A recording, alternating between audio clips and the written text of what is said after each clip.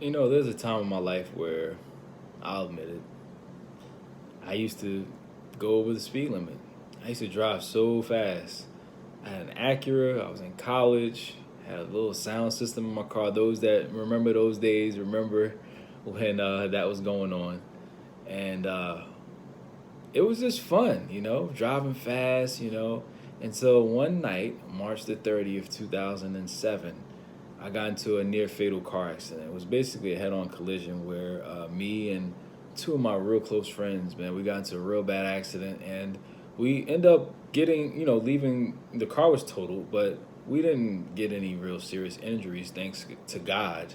God was definitely looking out for us when we weren't even looking out for ourselves. No one had seatbelts on, but what happened in that car defied the laws of gravity. We should have been, knocked through the windshield and probably shouldn't have made it, but God said otherwise. And in doing that and in overcoming that, it made me respect the speed limit.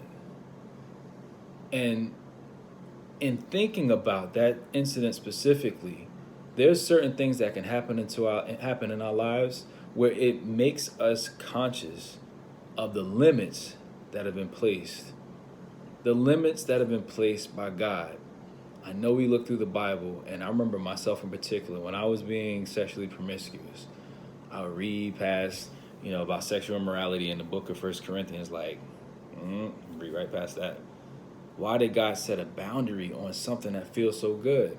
Why would they set limits on a car when the dash is 160? They say the speed limit is 65. You know why? Someone did some research and they found that if you took your car and went those high speeds and you happen to get into an accident, because none of us are perfect, because we're living in our own world, or we're in our own world, or we're listening to our favorite song and we're not paying attention to the road like we should, and we get into an accident, the higher the speed, the greater the risk that we don't survive the crash. And in the same way, there's certain limits, there's certain things that God has placed in place in our lives, like not having sex before marriage. I know it sounds ridiculous to some. It used to sound crazy to me. Let me just be completely honest. Before I became celibate, I used to laugh at people that were celibate. Some people don't know that. I used to be like, celibate? Why? I knew what the Bible said about it, but I could not believe that there could be a limit on something so enjoyable. For the people who love drag racing, my father loves drag racing. Dad, if you see this video, I know you love drag racing. Why would they put a limit on a car? I love cars. I love driving cars. I love having sex. Why would God put a limit on that? Because he knows if it's done in a particular context, it's not the fact that you love the speed, it's not the fact that you love sex, it's how you like to have sex, when you like to have sex. If you're having sex with someone you're not married with, and you suddenly are not married to them, or you never get married to them, then what's the ramifications of that? It's soul ties, it's kids out of wedlock, it's STDs. There's so many different consequences. If I speed, if I'm driving and I'm not obeying the law, what's going to happen? I may get pulled over, or worse, I may end up crashing and dying.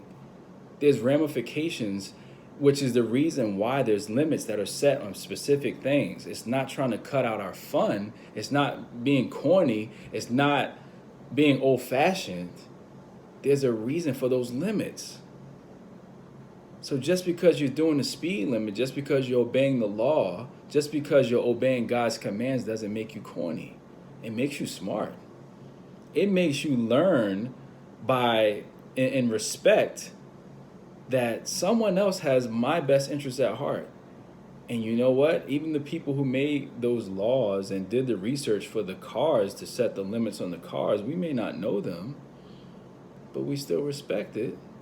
Because we're fearful of the fact that, hey, if we don't respect it, there's only one way that this could possibly end up. I may not live to see tomorrow. I may not make it.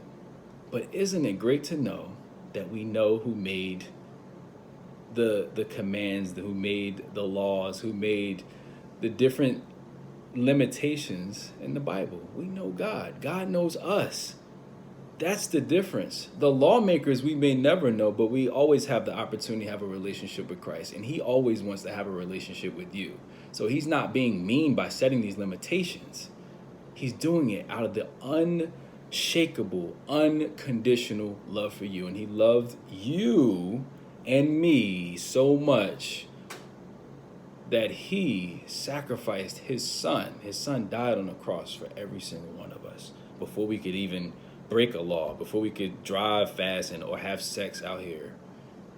He did that. So you mean to tell me we not gonna respect those limits?